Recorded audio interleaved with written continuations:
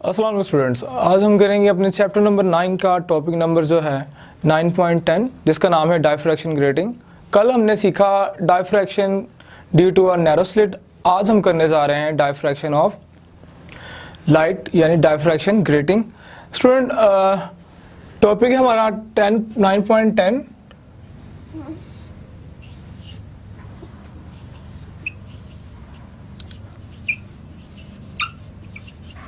Diffraction grating. Okay, सबसे पहले देखते हैं डायफ्रैक्शन ग्रेटिंग क्या चीज होती है।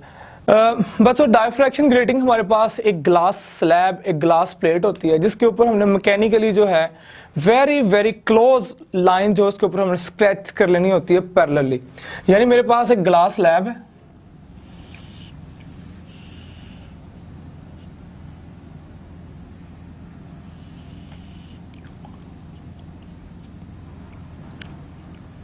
कंसिडर कर लेंगे मेरे पास ग्लास स्लैब है। इसके ऊपर स्टूडेंट्स हमने वेरी वेरी क्लोज स्क्रैचेस जो हैं पैरेलली हमने रूल डाउन कर लेने होते हैं। इतनी क्लोज हमने इसके ऊपर जो है मैकेनिकली जो है पैरेलल लाइन जो है स्क्रैच कर लेनी है कि जो नेकेड आई से वाजिया ना हो, नेकेड आई से हम उन्हें देख ना सके। लेकिन जब उन्हें हम माइक्रोस्कोप के नीचे, इलेक्ट्रॉन माइक्रोस्कोप के नीचे, कंपाउंड माइक्रोस्कोप के नीचे देखें तो हमें जो है वो लार्जली जो है स्लिट्स की फॉर्म में जो है विड्थ जो है इनके दरमियान नजर आए। तो ऐसा मटेरियल जिसमें हम ग्लास प्लेट के ऊपर, एक ग्लास स्लैब के ऊपर जो है मैकेनिकली जो है उसके ऊपर हम स्क्रैचेस जो है पैरेलली जो है वेरी वेरी फाइन क्लोजली जो हम जो है उनके ऊपर स्क्रैचेस जो है डाल दें, यानी उसके ऊपर मैकेनिकली जो है उसके ऊपर लाइन जो है इस तरह स्क्रैच करें कि वो दो लाइंस जो हैं और दो लाइंस के दरमियान जो डिस्टेंस है वो फिक्स हो नेक्स्ट टू दो लाइंस के दरमियान। यानी कि हर दो लाइंस के दरमियान जो डिस्टेंस है वो हर दो स्क्रैचेस के दरमियान वो फिक्स हो। तो ऐसा एलिमेंट ये हमारे पास कहलाता है, ऐसा ऑब्जेक्ट जो है वो कहलाता है डायफ्रैक्शन ग्रेटिंग। और ये जो लाइंस हैं ये एज अ स्लिट के तौर पे काम करती हैं। जब इस पे लाइट फॉल होगी तो इस पे डायफ्रैक्शन होगी और ये स्लिट्स जो एज अ सेकेंडरी सोर्स के तौर पे इस्तेमाल होंगे। दूसरी बात कि ये जो पैरेलल लाइंस है ये मैकेनिकली जो हमने इसके ऊपर रोल ऑन की हुई हैं ट्रांसपेरेंट ग्लास स्लैब के ऊपर, तो इन स्क्रैचेस के दरमियान जो डिस्टेंस है स्टूडेंट्स वो फिक्स होगा।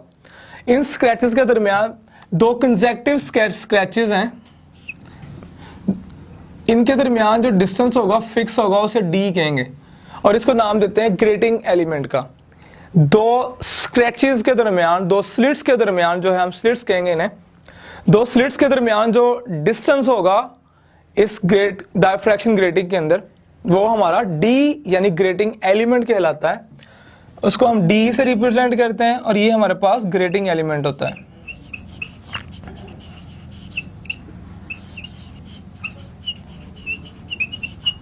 इसको नाम देते हैं ग्रेटिंग एलिमेंट का। तो ग्रेटिंग एलिमेंट एक्चुअली हम कैसे फाइंड आउट कर सकते हैं, हमें इसकी वैल्यू कैसे मिल सकती है, उसके लिए एक फॉर्मूला है कि आप ऐसे करो कि ग्लास की जो लेंथ है, ये लेंथ, इसको आप लेंथ कह लें, जिसके ऊपर जो है हमने स्क्रैचेस लिए हैं और इसके ऊपर जो हमने रूल डाउन किए हुए हैं मैकेनिकली स्क्रैचेस, जो इक्वी डिस्टेंस स्क्रैचेस जो लिए हुए हैं उसे हम एन कह लेते हैं। तो स्टूडेंट्स हमारा जो डी होगा वो एक्चुअली इक्वल आएगा D N over L, L over N के। तो बच्चों अगर हमने फाइंड आउट करना है, ये हमारे पास होगा length over total number of lines के, यानी कि ग्रेटिंग एलिमेंट अगर हमने निकालना है तो हम क्या करेंगे, लेंथ को डिवाइड कर देंगे उसकी टोटल नंबर ऑफ लाइंस के ऊपर। तो टोटल नंबर ऑफ लाइंस पे डिवाइड करने के बाद हमें ग्रेटिंग एलिमेंट की वैल्यू जो है वो मिल जाती है। तो नॉर्मली जो है ग्रेटिंग एलिमेंट की जो वैल्यूज होती हैं, जो नॉर्मली इसके ऊपर डायफ्रैक्शन ग्रेटिंग के ऊपर जो मैकेनिकली लाइंस जो रूल डाउन होती है वो 400 से लेके 5000 पर सेंटीमीटर 400 से 5000 पर सेंटीमीटर नंबर ऑफ लाइंस जो हम स्क्रैच कर सकते हैं ग्रेटिंग एलिमेंट के ऊपर। नॉर्मली जो ग्रेटिंग एलिमेंट होता है हमें मिलता है साइंस लैब के अंदर भी साइंटिफिक एक्सपेरिमेंट्स के लिए, वो एक्चुअली 400 से 5000 तक जो होता है पर सेंटीमीटर।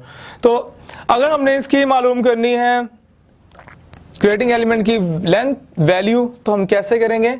उसकी जो लेंथ है ग्लास स्लैब की, विड्थ उसे कहेंगे, लेंथ कह लें आप, जिसके ऊपर हमने पैरेलली जो है इसके हमने स्क्रैचेस लिए हुए हैं, उसको डिवाइड कर दें आप टोटल नंबर ऑफ लाइंस के ऊपर।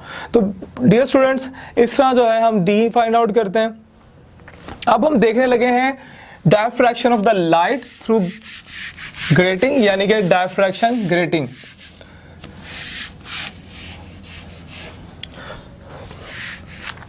बच्चों, हमने अपने प्रीवियस लेक्चर्स के अंदर देखा डायफ्रैक्शन ऑफ लाइट को।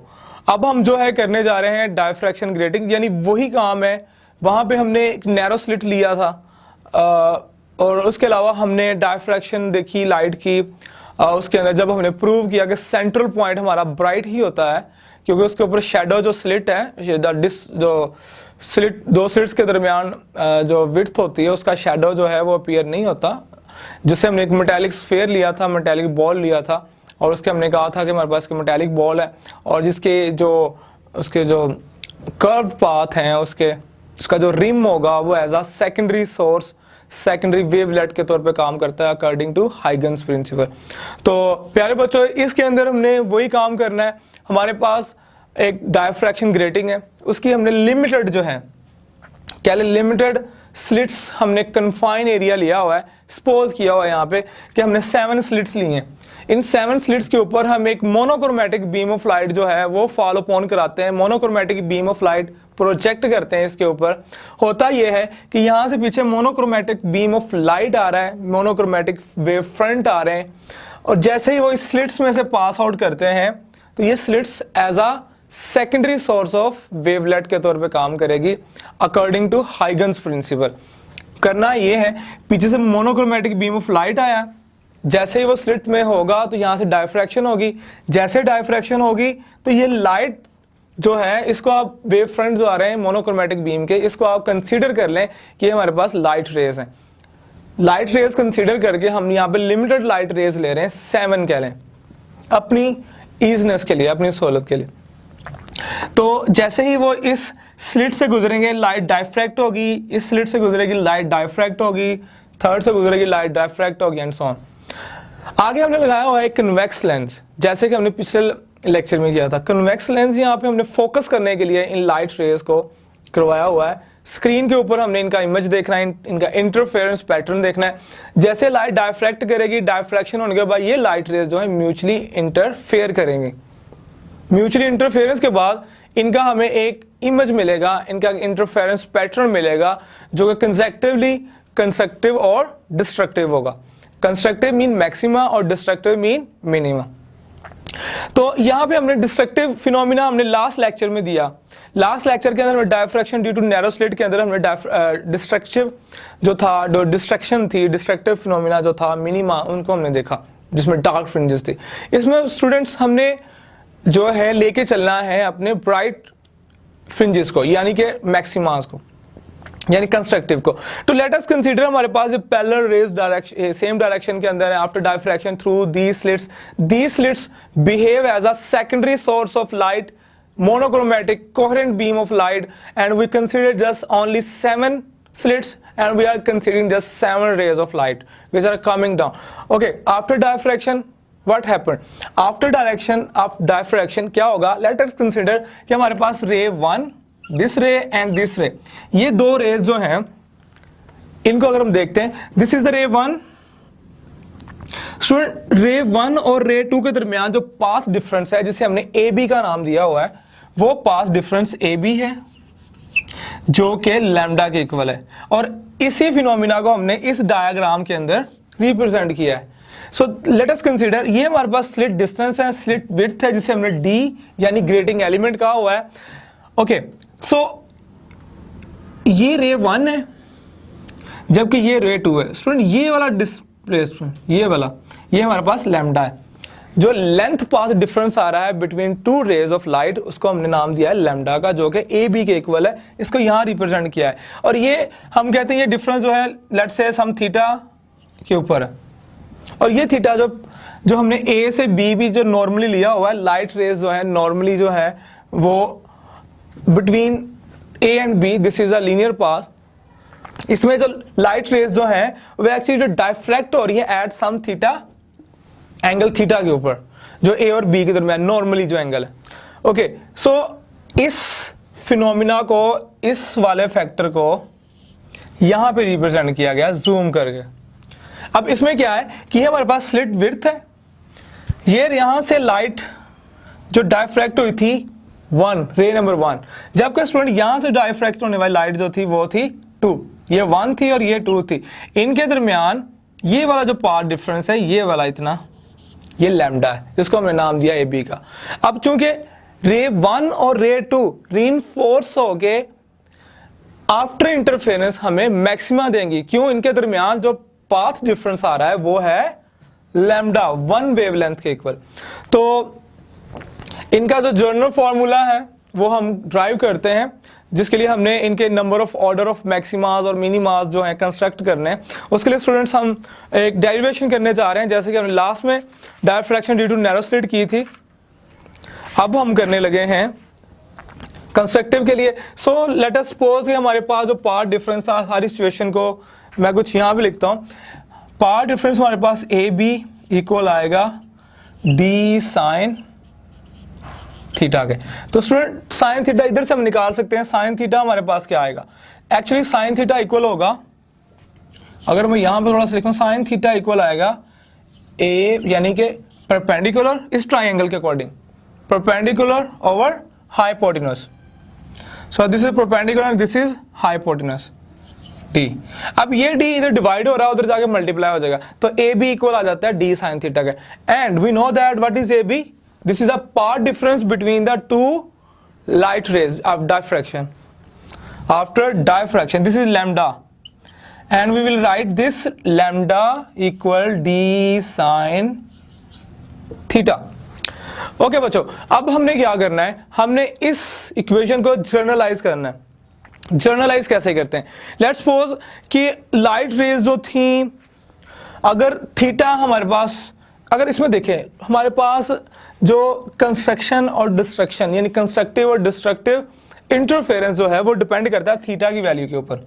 यहां पे इस इक्वेशन के अंदर डी फिक्स रहना है, तो वेवलेंथ डिफरेंस जो आना है जिससे हमें डिफाइन करना है कि either our interference is constructive और destructive. So it suppose it define the theta value. Actually theta define करेगा कि हमारे पास लैम्डा की वैल्यू क्या आएगी।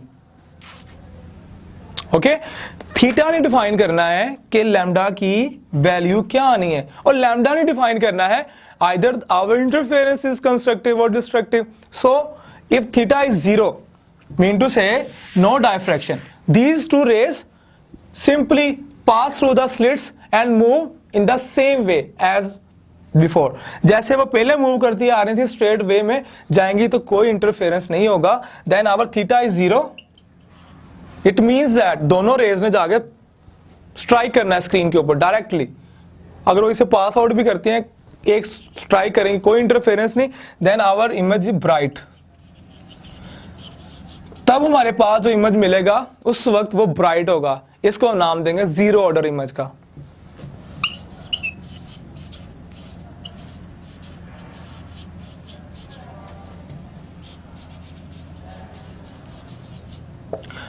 ओके स्टूडेंट्स, इसको नाम देंगे जीरो ऑर्डर इमेज, जिसमें हमारे पास फर्स्ट इमेज जो हमें मिलेगा, सेंट्रल इमेज जिसे हम नाम देते होते हैं अपने स्पेक्ट्रम के अंदर, वो ब्राइट होगा। उसके बाद क्या होगा? उसके बाद ग्रेजुअली जो है हम कहते हैं थीटा की वैल्यू इंक्रीज करते जाते हैं। अब इंक्रीज करते जा रहे हैं, एक एंगल ऐसा आएगा जहां पे थीटा की वैल्यू क्या हो जाएगी, फिर लैम्डा हो जाएगी। जब हमारे पास बच्चों थीटा की वैल्यू दोबारा फिर लैम्डा के इक्वल आ जाएगी, यानी कि 90 के ऊपर, साइन 90, यानी थीटा कितना होना चाहिए 90, साइन 90 क्या हो जाएगा 1 हो जाएगा। तो थीटा की वैल्यू 1 यानी कि लैम्डा हमारे पास आ जाएगा। तो तब हमारे पास फर्स्ट ऑर्डर होगा, वो बच्चों क्या होगा, फर्स्ट ऑर्डर हमारे पास आएगा। अब फिर उसी तरह फिर हम थीटा को चेंज करते हैं, थीटा चेंज करते हैं, तब थीटा की वैल्यू फिर चेंज होती जैसे थीटा की वैल्यू 90 से कम होगी या ज्यादा होगी तो क्या होना है, फिर हमें जो है क्या मिलना है, डार्क इमेज मिलना है। जब थीटा की वैल्यू 90 हो जानी है तब हमें कंस्ट्रक्टिव इंटरफेरेंस मिलेगा लैम्डा, यानी कि फिर ब्राइट कलर आएगा, ब्राइट फ्रिंज बनेगी। जैसे थीटा की वैल्यू फिर चेंज करते जाएंगे तब क्या होना है, तब फिर जो ब्राइट इमेज है वो ऐसा सा डिमिनिश होता क्या हो जाएगा, डार्क इमेज बन जाएगा, यानी डार्क फ्रिंज बन जाएगी। तो इस तरह जो है हमें कंस्ट्रक्टिवली जो है और कंजेक्टिवली जो है हमें थीटा की वैल्यू कह लें 0 order plus minus lambda plus minus 2 lambda plus minus 3 lambda. ये जो प्लस और माइनस है ना, एक्चुअली ये शो कर रहे हैं कि मेरे पास अगर ये ब्राइट फ्रिंज बन रही है फॉर एग्जांपल सेंटर पॉइंट पे, तो इसके एक साइड पे डार्क और दूसरी साइड पे डार्क, इससे नेक्स्ट यानी एक अप और एक डाउन, अप के लिए पॉजिटिव और डाउन के लिए नेगेटिव साइन हम यूज कर रहे हैं। तो इस तरह first order, second order 0, first, second, third and so on. Student इस तरह हमें जो है number of order of the images मिल जाएंगे, यानी कि फ्रिंजेस मिल जाएंगे। तो इसको हम रिप्रेजेंट करते हैं सारी सिचुएशन को प्यारे बच्चों n के साथ। इसको हमने n के साथ रिप्रेजेंट करना है। n is the order of the fringes, order of the fringes, order of the images जो है स्पेक्ट्रम के अंदर हमारे पास जो इंटरफेरेंस स्पेक्ट्रम है, इंटरफेरेंस पैटर्न बना है, उसके अंदर n जो है वो number of order of the image को बताता है कि कौन सा इमेज है, कौन सी फ्रिंज है, डार्क है और आइदर डार्क है आइदर ब्राइट है, उसके लिए हमें जो है n जो है बताता है। और अगर हम इस फॉर्मूले को जर्नलाइज करें अकॉर्डिंग टू n, तो हम क्या करेंगे, इस फॉर्मूले को थोड़ा प्रीसाइजली करके लिखने लगा हूं। इसको हम लिख सकते हैं यहां पर d साइन थीटा इक्वल आ जाएगा n मल्टीप्लाई लैम्डा। ओके बच्चों, n की वैल्यू हमारे पास 0 plus minus 1 plus minus 2 plus minus 3 and so on, and define the number of order of the fringes. Okay now students you can see that our n is depending upon the theta. n ने define करना है कि हमारे पास order कौन सा होना है, image कौन सा बना है, डार्क बनना है, ब्राइट बनना है, कौन, तो n डायरेक्टली डिपेंड करता है थीटा के ऊपर, यानी कि थीटा के ऊपर n की वैल्यू डिपेंड कर रही है और इनडायरेक्टली लैम्डा वैल्यू, अगर n चेंज होगा तो लैम्डा भी चेंज हो जाना है, यानी हमारे पास जो वेवलेंथ है। तो डिफरेंट एंगल्स के ऊपर जो है हमें डिफरेंट वेवलेंथ्स यानी different order of the images मिलेंगे। अब स्टूडेंट कंसीडर करें मोनोक्रोमैटिक बीम ऑफ लाइट के लिए हमने ये bright and dark, bright dark, bright dark, monochromatic beam of light of any wavelength हमने यूज किया है, चाहे वो येलो है, ब्लू है, रेड है, कोई भी हमने जो है light monochromatic beam of light मिला है तो लिया है, जिसकी वजह से डायफ्रैक्शन ऑफ लाइट हुई है। तो यहाँ पे जो कलर पैटर्न मिलेगा वो उसकी वेवलेंथ पे डिपेंड करेगा। अब अगर हम यूज करते हैं multi wavelength monochromatic beam of lights, तो हर या व्हाइट लाइट अगर आप यूज कर लेते हो या डिफरेंट वेवलेंथ की लाइट यूज करते हो, तो n की वैल्यू डिपेंड करके तब उनके हर वेवलेंथ के थीटा के ऊपर हर एक की थीटा की वैल्यू डिफरेंट होगी, हर एक की वेवलेंथ जो है डिफरेंट होगी, या इनडायरेक्टली कह लें n हमारे पास डिपेंड करेगा लैम्डा, और लैम्डा के ऊपर आप कह लें इनडायरेक्टली जो है ये दोनों एक दूसरे पर डिपेंड करते हैं, यानी हर की वेवलेंथ डिफरेंट होगी। इट मींस दैट हर एक का कलर पैटर्न डिफरेंट आना है, हर एक का डिफरेंट कलर पैटर्न अगर हमने साइमल्टेनियसली इकट्ठा अगर हमने उन्हें यूज कर लिया है तो हमें कलर पैटर्न मर्जेस होता हुआ नजर आएगा। हर एक की फ्रिंजेस जो हैं एक दूसरे के अंदर मर्ज होंगी, डिफ्यूज हुई होंगी, उनको डिस्टिंग्विश करना, उनको सेपरेट करना हमारे लिए डिफिकल्ट हो जाएगा। तो student this is the diffraction grating.